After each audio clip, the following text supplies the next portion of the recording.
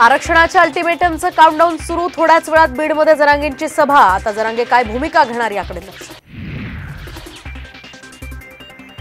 भुजबळांच्या डोक्यात मराठ्यांविषयी विष तर जरांगेंचा हल्लाबोल. 24 डिसेंबरची डेडलाईन वाढवून देणार नसल्याची ही भूमिका.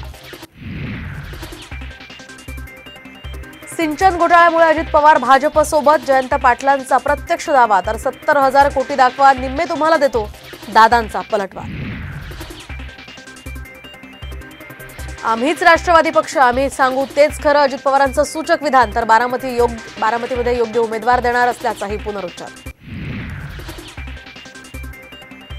माजी मुख्यमंत्री अशोक चव्हाण भाजपमध्ये येण्यास उत्सुक. भाजप खासदार प्रताप पाटील चिखलीकरांचा मोठा दावा.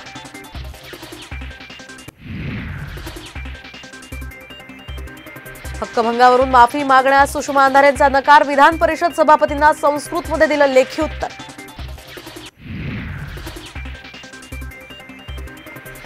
आणि सुनील केदार यांच्या शिक्षेची माहिती पोलिसांनी विधिमंडळाला पाठवली. विधानसभा अध्यक्ष काय निर्णय घेतात याकडे आता लक्ष.